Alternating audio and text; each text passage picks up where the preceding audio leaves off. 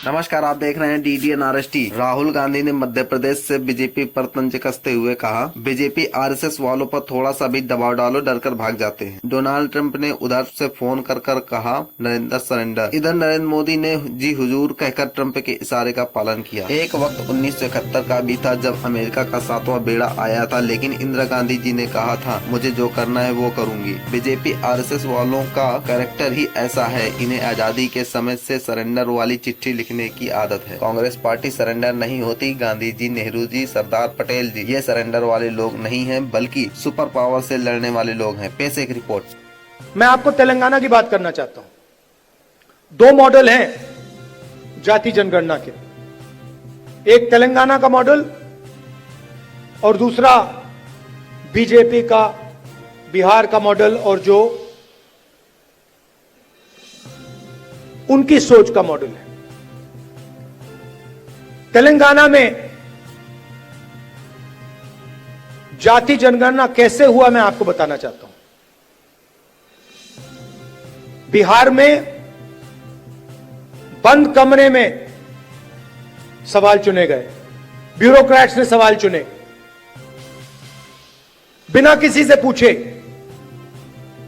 बिना जनता से बातचीत किए, बिना दलितों से पूछे, बिना पिछड़ों से पूछे, बिना अति पिछड़ों से पूछे, बिना जनरल कास्ट से पूछे, बिना माइनॉरिटी से पूछे, बंद कमरे में 3-4 सवाल लिखे, जाति जनगणना कर दिया। तेलंगाना में हमने लाखों लोगों से सवाल पूछा, दलितों के संगठनों से, आदिवासी के संगठनों से, उनके नेताओं से, और हमने उनसे पूछा कि देखिए हम जाति जनगणना करने जा रहे हैं, सर्वे करने जा रहे हैं, आप इस सर्वे में कौन से सवाल चाहते हो। 3.5 लाख लोगों ने हमारी प्रोसेस में एक साथ मिलकर सवाल निकाले, और उसके बाद बिहार में सेल्फ रिपोर्टिंग था। अगर आप बोलना चाहते हो तो बोलो, नहीं बोलना चाहते हो तो नहीं बोलो। तेलंगाना में हर व्यक्ति, हर परिवार के घर में सरकार के ऑफिसर्स गए और उन्होंने उनसे सवाल पूछे। नतीजा मैं आपको बताना चाहता हूं।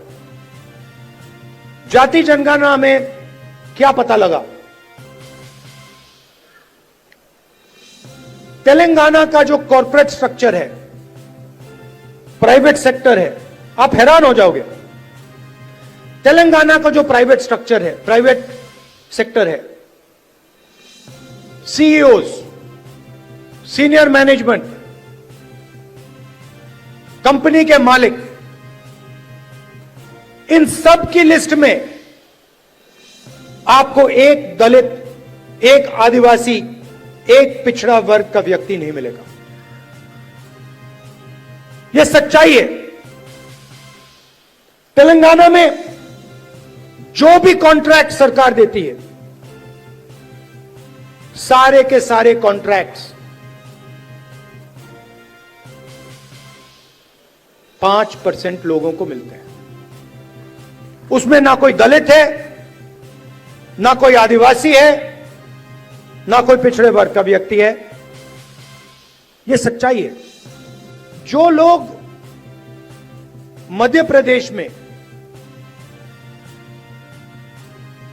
कांग्रेस पार्टी के डिस्ट्रिक्ट प्रेसिडेंट्स बनेंगे, वो ही इस पार्टी को मध्य प्रदेश में भविष्य में चलाएंगे। कैसे? जो नया डिस्ट्रिक्ट प्रेसिडेंट बनेगा वो पुराना डिस्ट्रिक्ट प्रेसिडेंट जैसा नहीं होगा। फर्क क्या होगा मैं आपको सिंपल तरीके से बता दूंगा। नए डिस्ट्रिक्ट प्रेसिडेंट को हम ऑब्जेक्टिव तरीके से नापेंगे। वोट बढ़ रहे हैं, हां या ना। लोकल बॉडी के चुनाव में, एमएलए के चुनाव में, एमपी के चुनाव में वोट बढ़े या घटे, हां या ना। दूसरा, डिस्ट्रिक्ट में जब कांग्रेस पार्टी की विचारधारा पर आक्रमण होता है किसी दलित को, आदिवासी को, पिछड़े वर्ग को, गरीब जनरल कास्ट को, महिला को मारा जाता है, पीटा जाता है, दबाया जाता है, माइनॉरिटी को मारा जाता है, पीटा जाता है, दबाया जाता है। कांग्रेस पार्टी क्या वहां खड़ी मिली या नहीं मिली? और तीसरा, न्यू जनरेशन लीडरशिप, चाहे वो पार्टी के अंदर हो या पार्टी के बाहर, क्या उन लोगों को डिस्ट्रिक्ट में बढ़ावा दिया जा रहा है?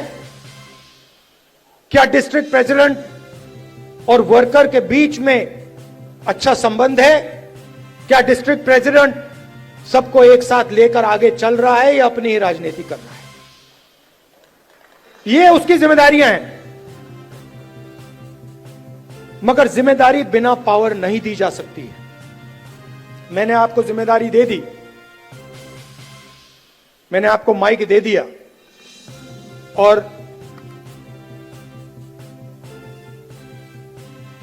ये जो कांग्रेस पार्टी में हम करते रहते हैं इसका कोई मतलब नहीं। तो अगर हम आपको माइक दे रहे हैं तो उसमें कम से कम 440 का करंट होना चाहिए। और 440 का करंट हम कैसे देंगे?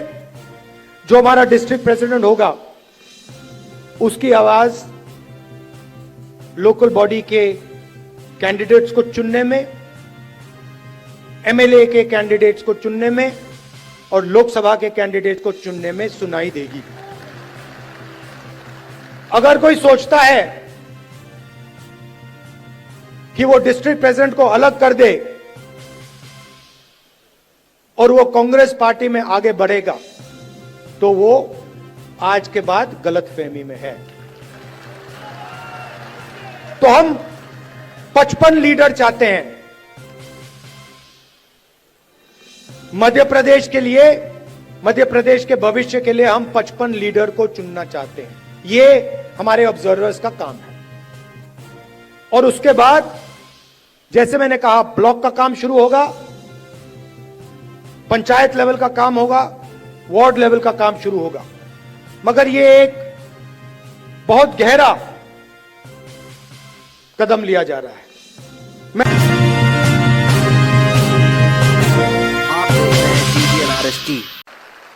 और पूरा का पूरा धन 2-3 लोगों के हाथ में जा रहा है। डिफेंस की इंडस्ट्री देखो, वहां आपको अदानी दिखेगा। छत्तीसगढ़ में माइनिंग देखो, वहां आपको अदानी मिलेगा। अदानी की सड़कों पे चलो, इंफ्रास्ट्रक्चर भी उसका, सीमेंट भी उसका, और कोई है ही नहीं। मतलब इन 2-3 लोगों को छोड़कर ऐसा लगता है कि इस देश में कोई बिजनेस वाला रहा ही नहीं।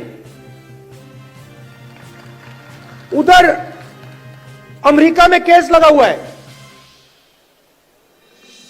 अदानी के खिलाफ, मगर हिंदुस्तान में जो भी ये करना चाहता है कर सकता है। क्यों? नरेंद्र मोदी का दोस्त है।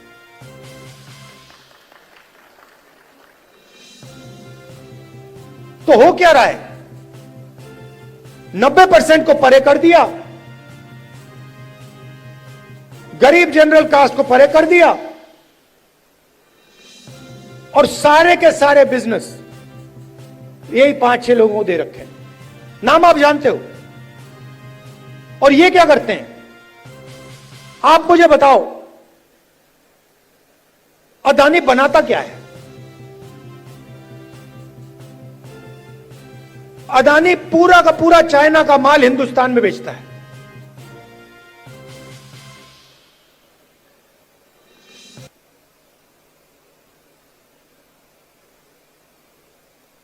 तो अदानी पैसे बनाता है,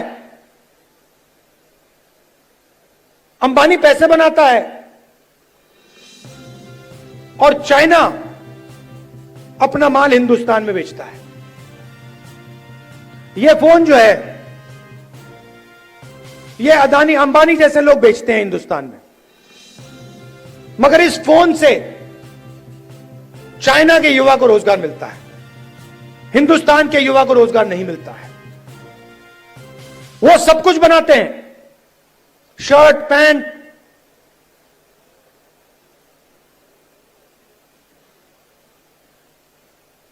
मोबाइल फोन, सोलर पैनल, और यहां पे बेरोजगारी फैलती जा रही है, फैलती जा रही है। जहां भी देखो, आप किसी भी युवा से पूछो, भैया क्या करते हो? कुछ नहीं करते। क्या काम करते हो? नहीं, कुछ नहीं करते।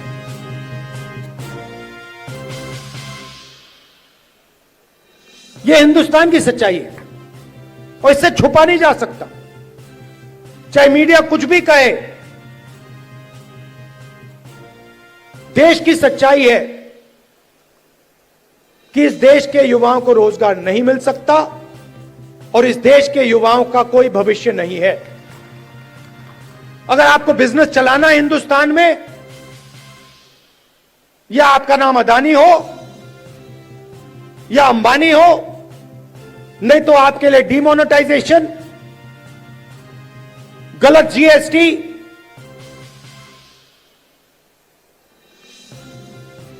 या फिर आप उनके लिए जाके काम करो। जाति जनगणना पूरे देश को दिखा देगा इस देश में किस प्रकार से अन्याय हो रहा है, किसको फायदा मिल रहा है, किसको नहीं मिल रहा है। हम कहते हैं हम सुपर पावर बनना चाहते हैं। दलितों की आबादी 15%, पिछड़ों की आबादी कम से कम 55%,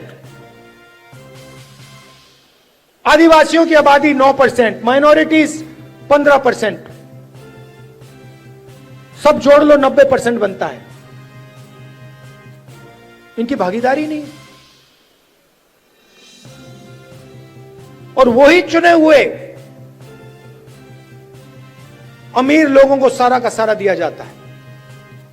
उसी लिस्ट में कॉर्पोरेट सेक्टर की लिस्ट निकालो, बड़े बड़े ब्यूरोक्रेट्स की लिस्ट निकालो, उसमें आपको गरीब जनरल कास्ट का भी कोई नहीं मिलेगा। यह सच्चाई है। मजदूरों की लिस्ट निकालो, उबर ड्राइवर्स की लिस्ट निकालो,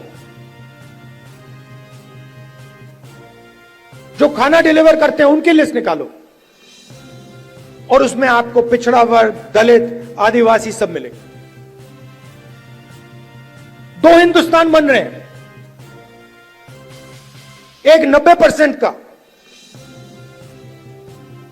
और दूसरा चुने हुए लोगों का 5-7% का। बड़ी बड़ी बातें होती हैं, सुपर पावर बनेंगे, ऐसे कोई सुपर पावर नहीं बनता है। जब तक हम हर हिंदुस्तानी की शक्ति का नहीं प्रयोग करेंगे तो ये देश सुपर पावर छोड़ो आगे नहीं जा सकता है। यह सच्चाई है। जो भी सपने देखने देख लो, कभी नहीं हो सकता। हिंदुस्तान जब ही आगे बढ़ता है जब इस देश की पूरी शक्ति का प्रयोग होता है, जब सब लोगों को लगता है कि हमारी भी भागीदारी है, हमारा भी भविष्य है, हम भी आगे जा सकते हैं। आप मीडिया देखो, पूरी लिस्ट निकाली मैंने, मालिकों की लिस्ट, रिपोर्टर्स की लिस्ट, एंकर्स की लिस्ट। मुझे दलित एंकर का नाम बता दो,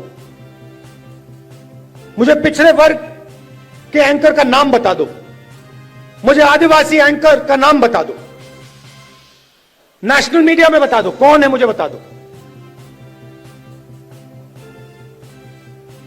जुडिशियल सिस्टम में जाओ, वहां आपको 90% नहीं मिलेंगे। मीडिया में आपको अंबानी जी की शादी दिख जाएगी, डांस गाना दिखेगा, मगर किसान भूखा मर जाए, मजदूर मर जाए, कभी नहीं दिखाई देगा। ये बीजेपी आरएसएस वालों को अब मैं अच्छी तरह जानता हूं। इन पर थोड़ा सा दबाव डालो, थोड़ा सा धक्का मारो, डर के भाग जाते हैं ये लोग। जैसे उधर से ट्रंप ने एक इशारा किया, फोन उठाया, कहा मोदी जी क्या कर रहे हो?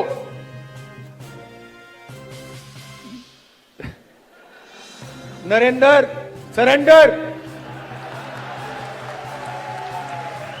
और जी हजूर करके नरेंद्र मोदी जी ने ट्रंप के इशारे का पालन किया। आपको एक समय याद होगा जब फोन कॉल नहीं आया था, 7th फ्लीट आई थी, 71 की लड़ाई में 7th फ्लीट आई थी, हथियार आए थे, एयरक्राफ्ट कैरियर आया था। इंदिरा गांधी जी ने कहा मुझे कुछ जो करना है मैं करूंगी।